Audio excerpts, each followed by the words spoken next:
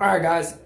So, as many of you know, a couple of days ago, about a week ago now, um, I had an incident that was beyond anything I've ever experienced, and I'm gonna go over it step by step. Now, I do want to put a little disclaimer out there.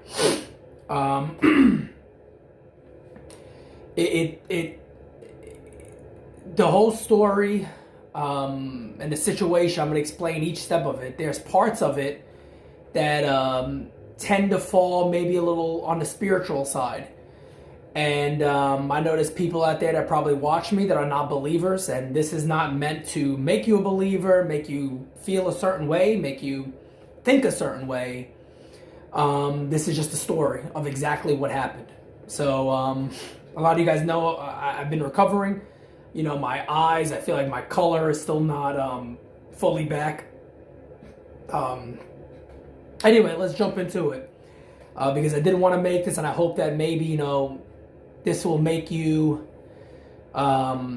maybe think a little differently. Maybe appreciate life a little more, as I do now, more than ever. And yeah, so normal night, normal day. Nothing really different. Me and the fiance are up, maybe around 12:30. We typically get in bed late. We're late sleepers. I personally don't sleep a lot at all, but my fiance is able to sleep a little longer than I am usually. But we're having our shake at night, our protein shake. Normal thing for us to do. I finished my protein shake. We put tea on because we always have tea at night before we go to bed. And finishing that up, tea is done. Bringing my cup back to the kitchen. And that's when everything just made a complete U-turn. I almost say a complete opposite of how the day was going, which was a great day so far. First thing I noticed, I'm sitting back on my couch and I'm noticing I'm getting very cold. I'm like, man, it's freezing. Like, what happened? Why is it so cold? And freezing cold. Not even like a normal thing. Like you're a little chilly. Put the heat on. Nothing would have prevented the cold I was feeling. So I get up and I just want to move around and maybe get my blood going a little bit. And I tell my fiance, I said, babe, I'm freezing. I'm freezing cold. Like, what in the world's going on? And she's just like, yeah, you say that a lot that you're cold. And I do. I'm normally a colder person. But I touch her. I touch her arm. Just a quick grab like that. And it's like you put an ice cube on somebody's neck and they weren't expecting. Like behind their head, they, jump a little bit. It was that cold. It was basically like the touch of an ice cube. And she jumps up and she's like, "Oh my God, you're freezing," So, and then that's like if I pause a little bit while talking about this, it's still hard to go back to it, but I do feel it's important to discuss it and talk about it. She turns around and looks at me, and the look she gave me on her face wasn't just a normal look. It wasn't just I'm a little concerned about you. It was basically what the hell is going on type look. A look of fear, a look of somebody that is scared. And I remember just saying, I said, "What's wrong?" And she just looked at me and goes, "Are you okay?" And I'm thinking, she's talking about the coldness in my fingers and all. I'm like, no, I feel like I'm just cold. And then she immediately says again, "Babe, are you okay?" And I'm like, "What?" And at this point now I'm a little like, what's wrong? And she said, "You're turning completely pale. Like you're just like you're completely pale." And then from there, guys, I'm just like, I start feeling what felt like some of the things to try to explain it the most are going to sound stupid, but it's the only way I know how to explain it, if that makes sense. Mortal Kombat, okay? Sub-Zero, the thing when he ices your whole body, okay? It felt like it was starting from here on me and just coming around here. ice, not even cold. I'm talking about ice, absolute ice coming around my face. All of a sudden, I'm like, well, I don't feel well. Like, I don't know what's going on. My heart, and I already have heart problem as it is, so this was overly concerning. My heart goes, it's probably easy. Like, how you drum on a table, as quick as you can. You couldn't keep up with my heart. So, I mean, it went boom, boom, boom, boom, boom, boom, boom, boom, boom, boom, boom, boom, boom, boom, like that. That fast. And first thought I have is like, oh my God, there's no way that you can have a heartbeat this quick. I'm going to die. And I remember she tried to get me up to the room and I tried to just sit on the bed and breathe, but I couldn't. Nothing was there anymore. I mean, it was so fast to the point, man. I apologized to her. She's already been through some tough things in her life, and the last thing I ever wanted to do was, to ever leave her by herself in this world and the kids, and I just say goodnight to them, and in my head, I'm thinking of everything, my heart was so quick, guys, like, I can't even explain it. Any second I said to myself, well, I'm either gonna have a heart attack or my heart's just gonna fucking blow up, and that's it, I'm gonna be dead. And all I remember saying, she did so good. She did such an amazing job of just trying to keep my attention and everything else. And I'm going to get to that a little more. But at this point, I'm on the bed. I'm having multiple conversations. I'm holding her hand. She's holding my hand tight. And she's just trying to ask me simple questions. Do you remember what I wore when we first met the first day? Do you remember when I came down the train? Just little things like that she knows, would get to my heart and I can answer. And all I kept telling her is that I love her and I'm sorry. I'm sorry this is happening. In one of the hardest moments of my life and in my mind, I'm having a conversation. And all I'm saying is, I said, God, if I know what's going to happen, let it just go quick. Let it happen. People always say like, you got to fight to stay alive and fight for survival and all that stuff. But this was on a whole nother level. This was on a whole nother level. I was certain of death, 150% certain of it. I mean, I've never been more certain of anything in my life. And I remember holding her hand, and she was talking to me. And I was having that conversation. I said, God, whatever's gonna happen, let me see what's next. Let it end or whatever. I don't want to do this no more. As much as I wanted to be there, obviously, it was like certain in my own head. And here's the crazy part. So this is when it gets a little wild. And again, I'm not looking to have anybody believe anything I say. You can believe what you want. I'm telling you exactly what this story was.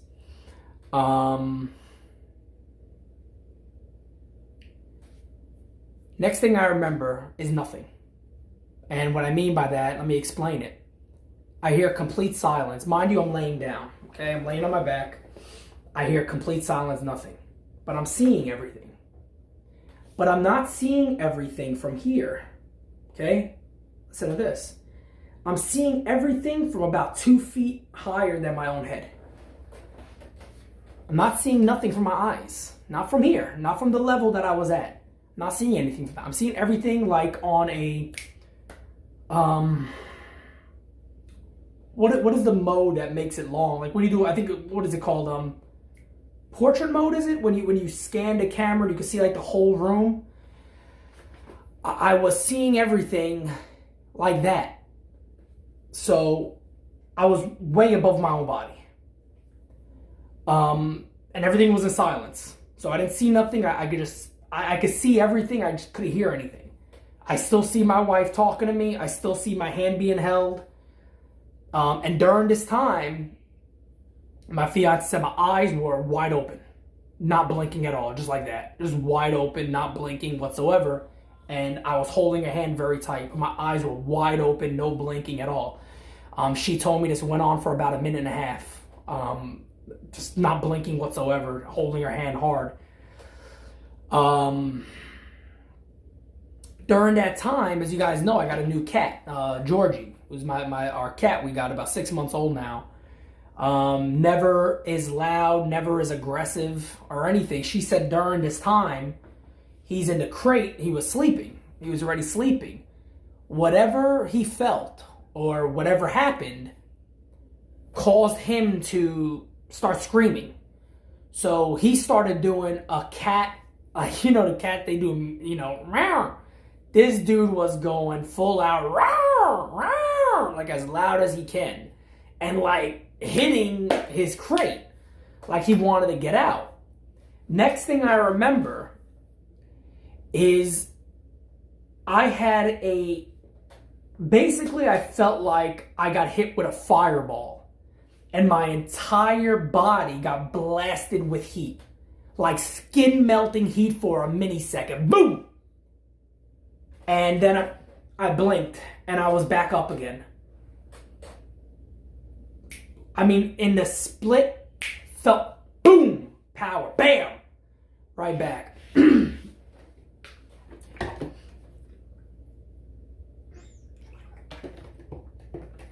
From then I look up and my fiance's on the phone with the ambulance. And heartbeat's still bad. I'm still having trouble breathing. But my fiance says my color, you could just see it. The color start coming back to my face a little bit. Still pale, but better than I looked before. Still can't breathe. Still terrified out my mind. Still scared. And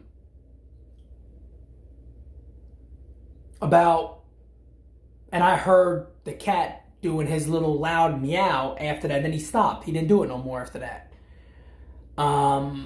Ambulance on the way. My fiance just still an amazing job, man. Keeping my attention, asking me any question you could think of. You remember, our dog Omega when he was a puppy, and I mean, everything you could think of. Where did we go on our first date? Just little things. Just an unbelievable job. To right now, I mean, I don't know how she did it. I don't know how she did it, but that wasn't the end of it. I was still completely messed up, still completely feeling like they need to get here already. I still felt I didn't have a chance. I was terrified of what could come next. Paramedics finally get there. They help me up. They're able to get me out the house, into the ambulance. They don't want my fiance to go because of COVID. She tells them, no, I got to go to the hospital because, I feel like I'm going to have a panic attack. I got to be there with him. I can't, whatever. They tell her, okay, if you feel like you got to go too, we're going to let you go. Get on get in the ambulance, doing what they're doing. Mind you, I don't know who the hell these guys were. They didn't put me on a stretcher. They didn't check my heart. They didn't do anything for me. I could have died right there in an ambulance, and I don't think they would have known what the hell they were doing. Henrico Doctors Hospital. Great job, everybody. Terrible experience. My fiance's already terrified, and they asked me what hospital do I want to go to. I don't know. Like, I need help. Mind you, I could barely even answer because I'm still freezing. I still can't breathe. But they done nothing. So we're literally waiting there for 7, 8, 9 minutes, just parked outside, getting ready to go. They sit me down, and I'm sitting down, and I'm just begging to get to a hospital or I have a doctor see me. We're on the way there, and now my lips, no longer, I don't have control of my lips anymore. So when I told my kids this, and you want to laugh about it because it looks funny and it sounds funny, but imagine it happening. My lips just keep doing this and I can't control them. They're like an ice cube, I feel it. And I feel it all come around again, they hit here. And they just keep going like this. That's the only two movements they would do. It's like they were pulsing like a fish out of water, just in and out. And I'm not controlling this. I don't have no control of it. It's frozen like ice cubes. I have no control of it. In and out, in and out, in and out. All I remember is looking at the clock and looking at a green bag that was on the floor. And I kept saying to myself, just keep focus on something. And at this time, I'm just hoping, let's figure out what this is. Let's get this done, or whatever. My fiance, again, holding my hand, I don't know how many questions she may have asked me, just to keep my focus. Just to keep my focus on something other than what was going on with me. There's a point where, they made a turn and she saw me going out, and the paramedic saw me going out again. And he jumped up quick, hey, try to scream, so I kind of hear it, and, I just keep going in and out of consciousness, in a sense. And then I remember my fiance told me again, she goes, put your hand on the bar like we're on the bus in New York. And when she said that, again, it just hit a trigger for me. And I felt like out the window of the ambulance on the side of where you exit, I felt like I saw New York, like I would usually ride the bus. And I'm holding on to it. And these are the little things I remember from it. Just a spectacular job she did. Just an amazing woman.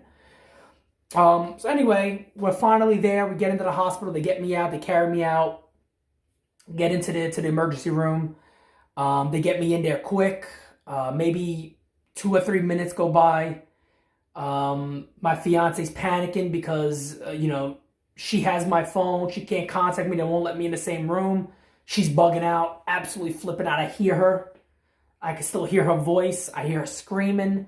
They don't want her to see me. She's telling them, no, I have to. I can't be away from him.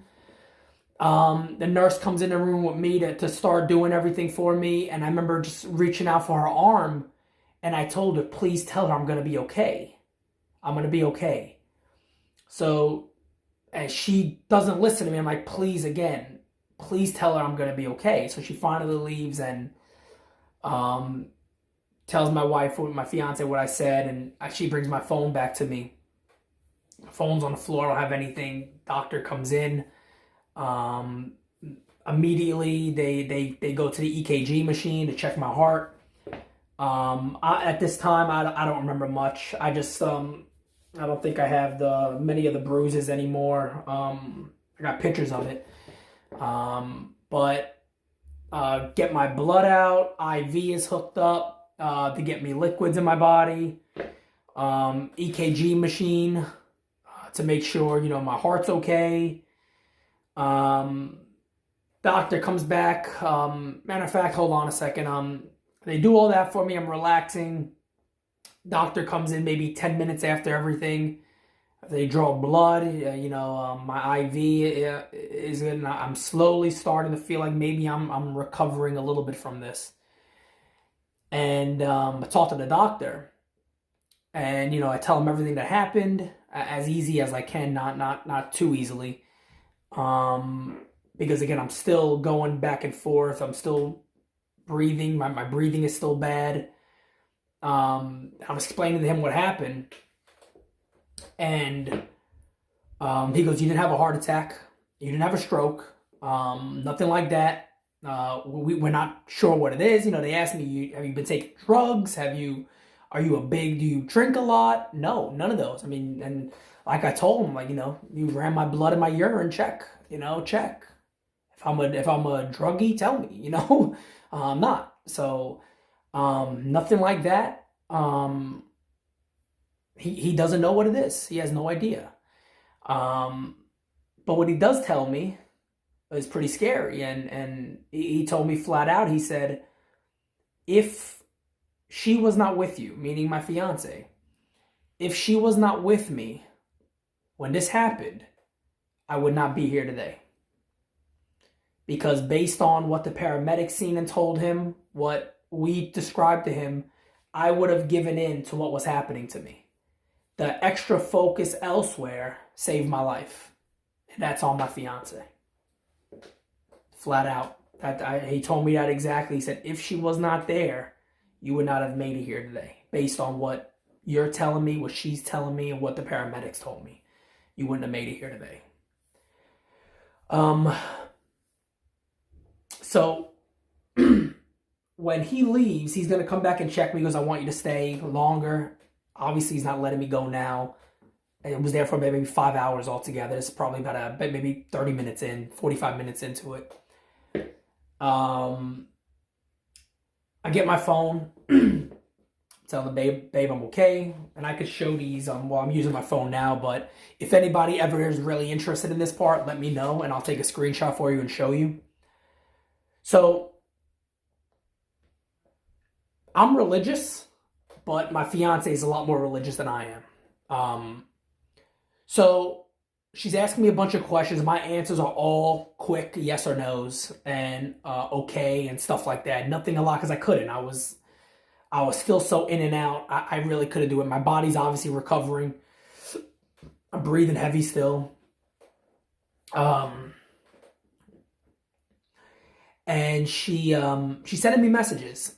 And at one point, she sends me a link of a video of a pastor she watches, who's actually very, very popular. We just started watching him. I watched him this morning, and I'll be watching him every single Sunday from now on. I forget his name now. Furtick, his last name is. I think it's Eternity Church. I think it's in North Carolina. My goodness, I'm sorry. It's the first time I'm watching him. First couple of days, but anyway, I'm sure people that watch this video know who I'm talking about. I'm sure in the description too, I can tell you guys who I'm talking about as I got time to look back at it. So I put the video on, but I'm not listening. I'm not listening to anything right now. I mean, I'm still going in and out of consciousness. They're still coming in to check on me every couple of minutes. So she messaged me again. She goes, "Are you watching it?" I said, "Yes." She goes, "What did he say?" I said, I don't know." That was my first response on that one. I don't remember. I said, but I wasn't listening to anything. About 3 or 4 minutes goes by, and this is not a live video. It's just a regular video. She messaged me again, and she goes, "Listen to what he's saying, and then tell me what he said." So the first thing I do is I finally listen. The first word out of this man's mouth is, "God has his hands on you." Okay?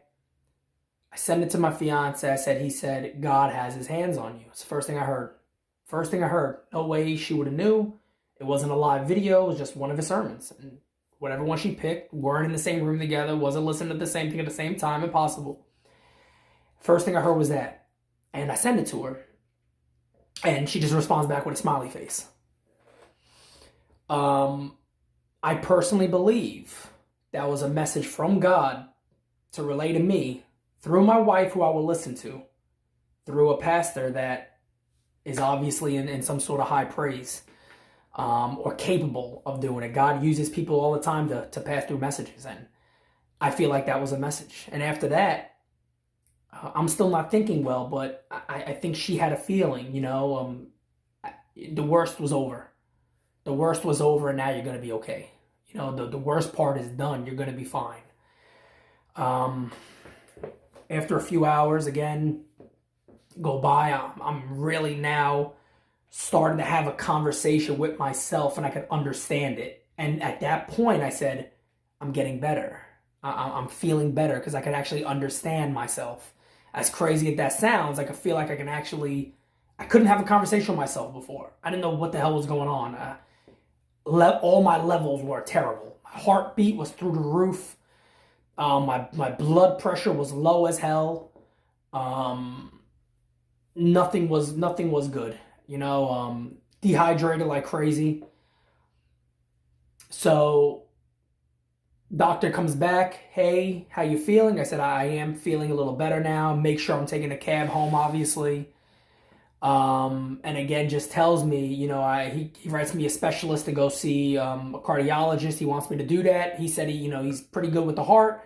He doesn't think there's anything wrong there, but just to kind of ease me a little bit, he'll like for me to go. So I'll give a spoiler alert on that. I went to the cardiologist, went to a neurologist. Nothing at all. I'm a healthy dude, man. I'm a healthy dude, so nothing. Even my heart, I have a heart murmur that has never closed like it should have when I was young, never closed at all. Sometimes gives me a little bit of trouble. I could always breathe easy, take a little couple of breaths, and I'm good to go. But cardiologist, everything's good. He's strong. Heart's good. But before I leave again, the doctor goes, you know, thank her. Thank her again, and just to again, I just want to repeat it. If she wasn't there, you wouldn't be here. Make sure she understands that. And from there, we leave and we go home. Now, that night, I mean, I ain't even gonna front with you guys, man. I was so scared that I think I spent the whole night crying. Quite honest, I think we both did. We both got home, went straight to bed. Just laying down. I got, I'm still shocked almost they sent me home, but they did. I got bruising all over my arms. I finally look at my arms and they must have stabbed me. Couldn't find my veins, maybe because how pale I was. I don't know. But my entire inside of my arms are swelled up. The one where the blood is, there's a giant little mark there where the blood comes out of. But completely beat up, sore, body's killing me, but I'm alive, But that night we lay down. Neither one of us could sleep. We're all beat up, but we did finally get a little bit of sleep, and I have a dream. I had a dream. Again, this could be my mind. This could be the way I see it. It could be anything else. I have a dream, couple of seconds, all black. Everything is black in the room. It's like I wasn't allowed to see what I was supposed to see. I wasn't supposed to yet. Everything is black. And I just hear a voice say to me, "You're there because of her." And I woke up again. A lot of people may hear stuff like that and just be like, it's probably just your brain or your head or the trauma of what you went through. And that could be that, it could be it. I choose to believe it was truly a message. I know everything I went through. I don't know how else you explain when I went out and I was gone, how I was seeing above me. I don't know how to explain those things. And if somebody were to ever explain it, here's the science behind it. I sometimes I think things can't be explained. And my new favorite superhero is my fiance. And she always will be. Forever. Forever. Always will be.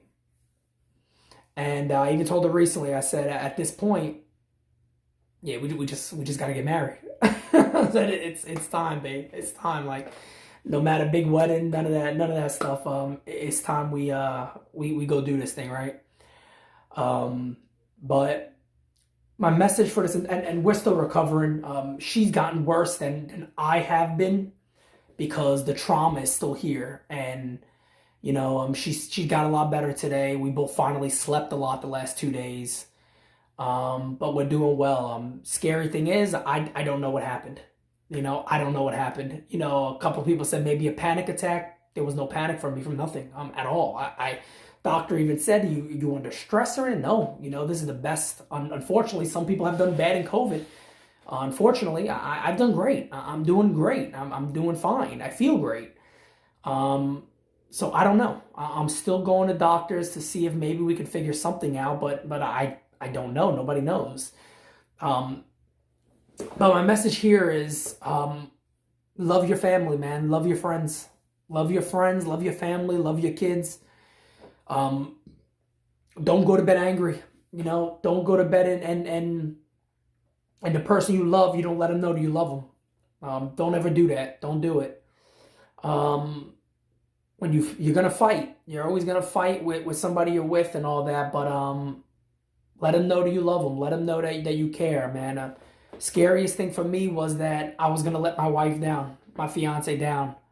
And that's the way I saw it, is that I'm going to leave her. And I didn't ever want to do that over what the hell happened. And my kids, they were going to wake up. They went to bed that night saying goodnight, getting a hug, a kiss, all the regular stuff. And they would have woke up the next day and I would have been gone. For what? Well, how? I think about it. I'm like, man, I don't think they would have believed it. I don't think they would have believed it. I think they would have been running all around the house looking for me, going outside to the garage where I set my studio up, and I think they would have just kept looking for me. I'd be like, it's a joke, no, and thinking about that stuff, it's torture. It's torture to think that this can happen, and it happens to people. I'm blessed. I was given a second chance for whatever reason, and I just want to be better. I just want to be better, and I got a fiance that I can never.